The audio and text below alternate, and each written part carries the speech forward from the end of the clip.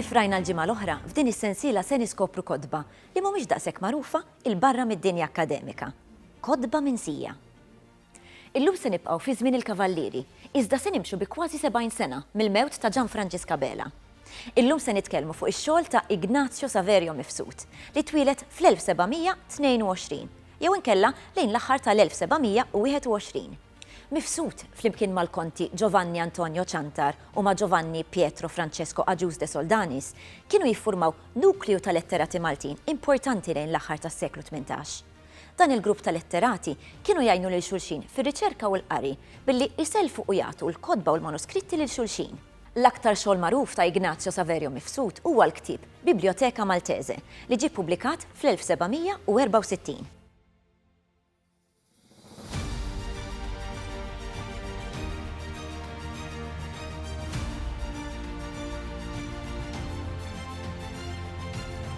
Is-sors ewlieni dwar il-biografija ta' Mifsud hija l-kollezzjoni estensiva ta' manuskritti li kellu. Huwa għażel li jistudja teoloġija f'Ruma. Fatt kurjuż kien li kellu siq minnhom zoppa u dan ħoloqlu diversi problemi, fosthom li ma setax jingħaqad ma' ordnijiet reliġjużi. Iżda kummissjoni magħmula minn 4 Ġiżwiti ddeċidiet li dan il-fattur ma kellux itelliflu l-vokazzjoni tiegħu. Huwa ġie ordnat Assis f'Ruma fl-1746. Ignazio Saverio Mifsud kien Malti, saċerdot, kien bniedem intellettwali, kien bniedem istruit, ħall edukazzjoni tiegħu Malta, kompla jistudja wkoll anke barra minn Malta, kien bniedem tal-kodba, kien bniedem illi iħobb jistudja, kien bniedem ukoll patriot, jiġifieri kien bniedem illi b'kull mod possibbli kien jaġevola dak li hu Malti.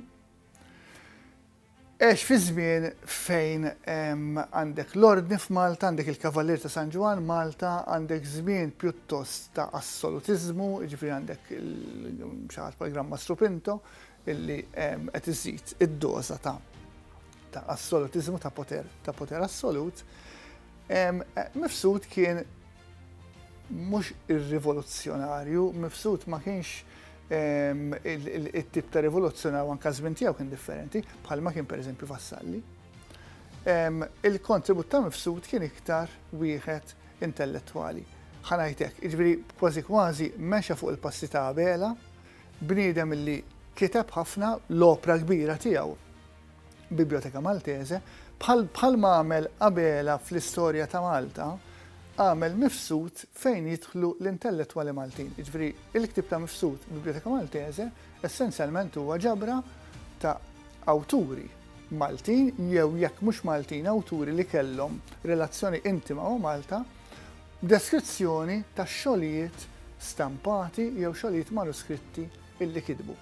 U again, il-motivazzjoni ewlenija x'kienet? Il-motivazzjoni ewlenija kienet isma' dal-poplu Malti ukoll ta' kontribut letterarju importanti. Il-konnessjoni ta' Mifsud ma' Tribunal Malti tal-Inkwiżizzjoni bdiet tal-ħabta tas-sena 1750.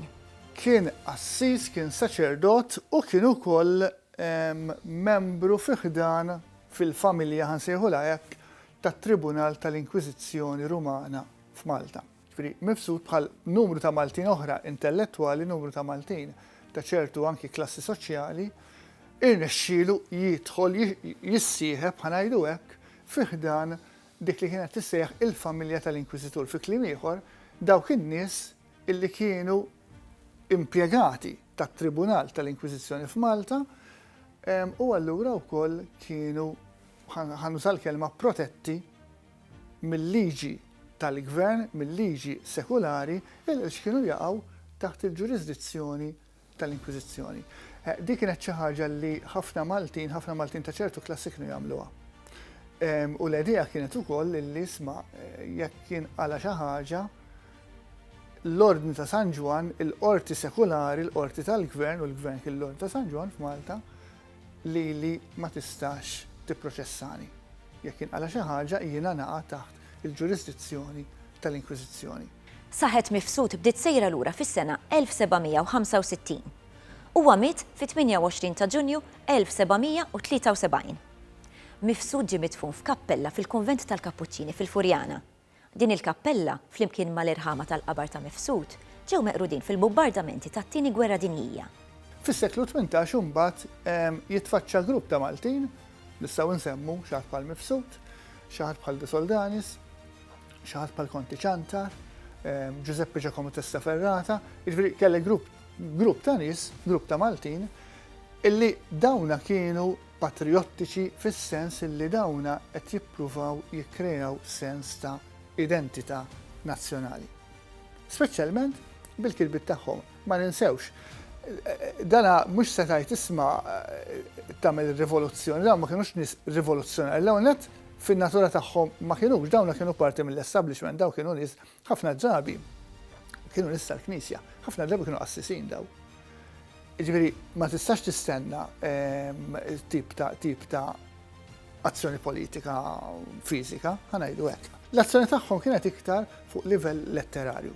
Jiġifieri dawna qed jikdbu fuq il-lingwa Maltija, qed jikdbu fuq Maltin li għamlu unur, qed jikdbu fuq l-istorja ta' Malta, jiġifieri qed jikkreaw sens ta' identità, sens ta' pride nazzjonali illi jisma' aħna avolja maħkumin, avolja intom il-kavallieri ġejjin minn daw il-pajjiżi kollha tal-Ewropa, aħna wkoll għandna l-istorja tagħna, aħna għandna n-nies illi taw kontribut, aħna għandna r-reliġjon tagħna li ilha minn San Pawl u allura aħna jixirqilna ċertu rispett u ċertu trattament ta' poplu ċivilizzat Ewropew kif fil-fatt aħna. Mifsud kellu passjoni lejn il-ktieb u għalhekk mhix sorpriża li l-opus magnum tiegħu huwa bibliografija. Il-Biblioteka Maltese huwa meqjus bħala wieħed mill-akbar xogħlijiet tas-seklu 18. Dam 3 snin biex jiġi stampat u sewa lil Mifsud fuq 500 skud. L-istil tal-ktieb isegwi l-istil li kien moda f'nofs is-seklu 18.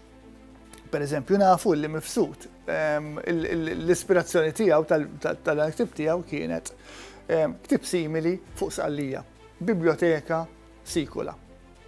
Jiġifieri inti għandek ktieb illi fih jiddiskrivi l-awturi u x-xogħlijiet tagħhom illi jkunu jew ippubblikaw jew inkella jkunu baqgħu manuskritti. Jiġifieri dak kien il-mudell illi ikkopja Mifsud. U Mifsud ovvjament mhux biblioteka sikula imma biblioteka Maltese. U allura għandek da xogħol. L-idea kienet illi joħroġ iktar minn volum wieħed, fil-fatt il-volum li ġi stampat Malta ikopri biss mill-bidu, jiġifieri jibdilek minn perjodu Ruman Mifsud sal-1650. Pereżempju jinkludi l-Abela, għax Abela ppubblika fl-1647. U allura Abela huwa inkluż hemm biografija twila ħafna fuq Abela fil-ktieb ta' Mifsud. Nafu li kien ipprepara it-tieni volum m'għandna l-ebda traċċa ta' x'sar minnu, ġifieri qatt ma ġie stampat, ċertament qatt ma ġie stampat, il-manuskritt s'issa huwa mitluf, għal s'issa du ma rnexxinniex jekk għadu jeżisti naturalment ma ġiex traċċat bl-ebda mod. Ix-xogħol kien maħsub li nqasam f'żewġ volumi. L-ewwel volum li jkopri l-awturi sal-1650 u t-tieni wieħed mill-1650 il-qudiem. L-ewwel volum ġie ppubblikat. Iżda t-tieni wieħed huwa maħsub li tlesta iżda ma ġiex ippubblikat u ma' żmien intilef. Dana każ interessanti, ġifieri dak tip ta' Mifsud huwa bħala ordni privata ta' stampar fi żmien l-ordni, il-ktieb ta' Mifsud kien l-ikbar biċċa xogħol u l-iktar biċċa xogħol għalja bħala biċċa xogħol imħallsa mill-privat, mhux imħallsa mill-ordni, mhux imħallsa mill-gvern. Biżejjed ngħidu dal-ktieb, jiġifieri dam ikun stampat 3 snin, inti meta tarah il-ktieb tara d-data fuqu 1764. Fir-realtà l-ktieb ma kienx lest qabel 3 snin wara. Jiġifieri l-ktieb kien lest fir-realtà 1767. Avolja d-data hija ta' 3 snin, ta' snin qabel. Meta ħareġ il-ktieb kien hemm xi difetti fil-ktieb, kien hemm xi paġni illi ma kienux fil-post fejn suppost kienu. Mifsud ma tlumux wara dak ix-xogħol kollu, wara dawk l-ispejjeż kollha, ippretenda li x-xogħol joħroġ kif kellu jkun u allura iva kellek kwistjoni mal-istampatur Nikolò Kapaċi li kien Siċiljan, li kien l-istampatur Malta, fuq din il-biċċa xogħol tal-ktieb. Ġifieri għandna każ interessanti dwar problema fil-pubblikazzjoni appuntu f'Malta f'nofs is-seklu 18. L-importanza ta' dan ix-xogħol tmur lil hinn mill-posterità. Huwa xogħol li jimmarka l-iżvilupp tal-kuxjenza nazzjonali Maltija. Jiffoka fuq dak li hu Malti, l-istorja, il-lingwa u l-oriġini kattolika. Il-ktieb kien intlaqa tajjeb, ġifieri għandek ħafna Maltin, il-litterati Maltin, il-Maltin ta' kultura, illi kitbu dwaru illi semmuh fl-ittri tagħhom, dal-ktieb kienu kol magħruf anki barra minn Malta. Ġifieri kien landmark, ġifieri kien ktieb illi ħalla effett u issa lura il-Maltin għandhom ktieb illi jistgħu juru isma' aħna wkoll kellna u għandna nies kapaċi, letterati li jagħmlu riċerka, eċċetera. Min barra l-Biblioteka Maltese insibu ġabra ta' 24 manuskritt magħrufa bħala il-kollezzjoni Stromata. Dawn huma dokumentazzjoni ta' suġġetti varji. Wieħed mis-sorsi oriġinali ta' Mifsud kien l-Arkivju tal-Inkwiżizzjoni. Din il-kollezzjoni tinkludi id-djarji imprezzabbli tiegħu li jagħtuna ħarsa dettaljata tal-ħajja soċjali u tal-istorja tas-seklu 18. Huwa inkluda wkoll ġrajiet personali, osservazzjonijiet u opinjonijiet. L-Stromata Melitensis kif isejħilha Mifsud innifsu huma ġabra ta' 30 volum illi ġabar bejn l-1752 u l-1765.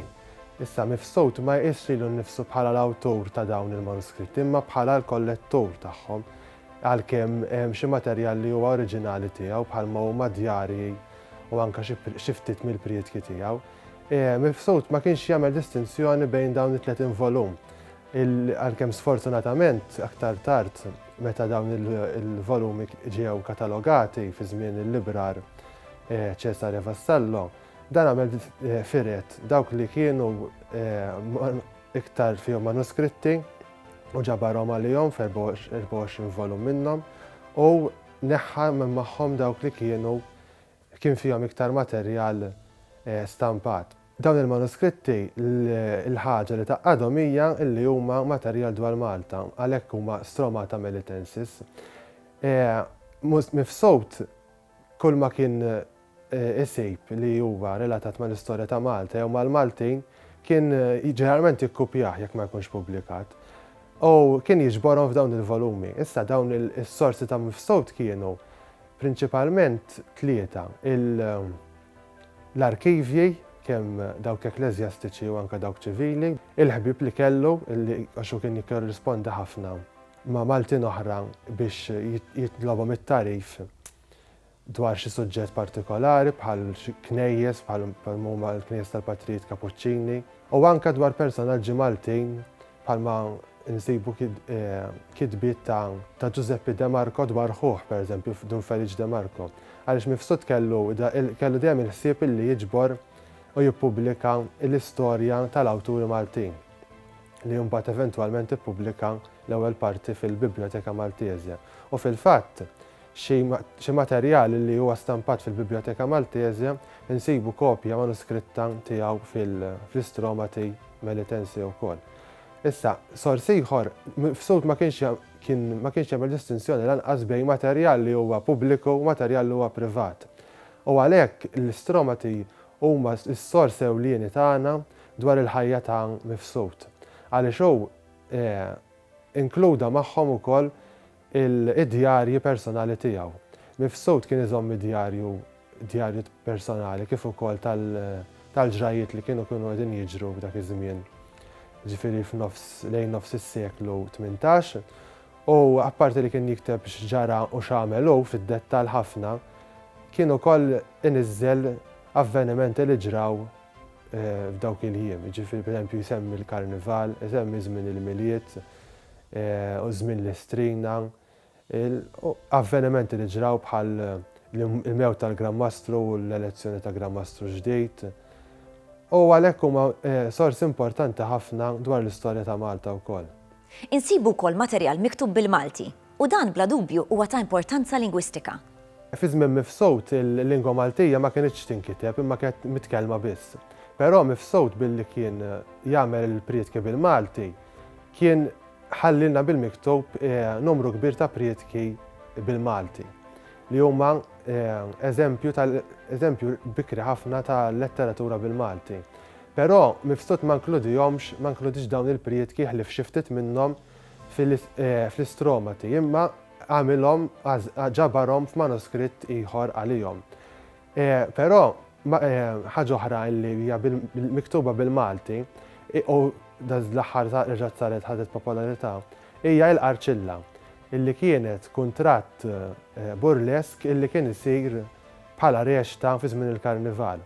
U għalkemm kienet issir ħafna qabel mifsud, però l-ewwel waħda illi hija dokumentata hija dik ta' Dum Feliċ de Marco illi nkitbet għall-Karnival tal-1760.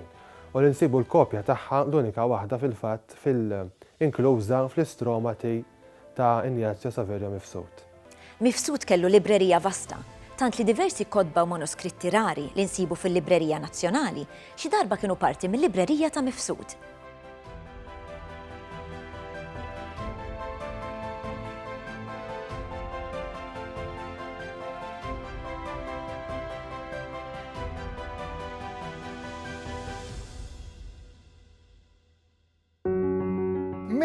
Mill-lat tal-istampar ta' dan il-ktieb tal-Biblioteka Maltese, waħda mill-elementi interessanti li fih, apparti x-xogħol kbir, ktieb kbir bil-plates, etc. Nafu illi ġew stampati numru limitat ħafna ta' kopji, daqsxejn differenti, dak li għandhom presentation copies. U wieħed mill-elementi kurjużi li kellhom differenti li kellhom kien illi għandek it-titlu bluzu tal-ittri bil-linka ħamra. Umma kopji rari ħafna dawna, ma nafux kemm saru, imma ċertament saru ftit. Interessanti wkoll illi din l-użu tal-ittri l-ħomor għal numru limitat ta' kopji toħroġ ukoll fil-kont li għandna appuntu tal-istampar ta' dan il-ktieb tal-Biblioteka Maltese fejn tissemma l-użu ta' dawn l-ittri ħomor għal ftit kopji. Mifsud ippubblika xogħlijiet oħra minn barra dawk li semmejna. Xogħol importanti li nsibu fil-manuskritti huma il-priski u l-paniġirki li ju kien kiteb. Wieħed mill-manuskritti jinkludi paniġirku dwar it-trasfigurazzjoni li Mifsud kien taf ħallija fis-6 ta' Awwissu 1754.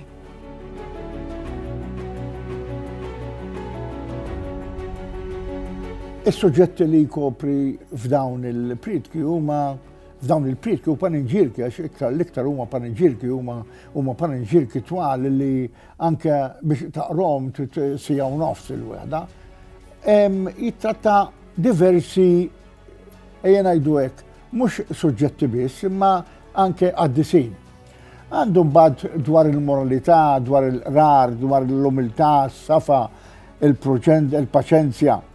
Għandu dawn huma suġġetti li jitratta. U fihom tru dik tiegħu li jfaħħar lill-qaddis tal-ġurnata jew li jprietka dwar li jprietka għandu mod kif anke jippreżenta, anke b'eżempji kultant. U fil-prietki tiegħu tidher sewwa illi kien jaqra ħafna għaliex isemmi ħafna jikkwota ħafna minn dak li ntqal jew li kien inkiteb dwar dak il-qaddis li kien ikun qed jipprietka dwaru. Manuskritti oħra jinkludu prietki bil-Malti. Storika fil-Malti ta' Mifsud qed nitkellmu fis-seklu 18, 1723. Mela huwa żmien ta' meta Malta kienet għadha taħt il-Kavallieri. Kien għadna ma missejniex mal-Ingliżi, mela allura ma stajniex nieħdu kelma mill-Ingliż. Allura storikament il-lingwa tirrifletti lingwa mħalta, però bejn il-bażi Semitiku u Taljan. Fil-Malti dan huwa l-itwal test ta' 35 paniġirku ta' sija l-wieħed huwa test kbir. Allura għanna l-ewwel anka Malti miktub. Storikament għanna punt aspett importantissimu. Huma l-predikaturi, huma l-assisine. Mhumiex l-intellettwali li kellna Malta jaqraw, li ma kienu forsi jikkomunikaw mal-popoli, imma huma l-assisine li qegħdin jaqraw, jieħdu minn dak li jaqraw, u fil-pritki tagħhom iżidu lingwaġġ mill-qari tagħhom u jgħadduh lill-poplu. Mela jisna qegħdin naraw illi il-qassisin, il-Knisja qiegħda tgħin fl-iżvilupp tal-Malti. Qiegħda tgħin fl-użu tal-lingwaġġ illi aħna ma kellniex. Allura il-lingwa Maltija anke storikament u lingwistikament qiegħda tiżviluppa. Se naqralkom parti minn pritka li saret għal karnival tal-1746. Din inqalbet għal Malti modern. Is-sagrament espost fuq dan l-artal f'dawn il-ġranet tal-karnival ma jservix ħaġa oħra ħlief biex bih tgawdi l-ferħ, il-pjaċiri li minsabu u fl-istess min jaħrab u jabbanduna l-ferħ li jinsab mat-triqat. Għamel kemm trid o dinja.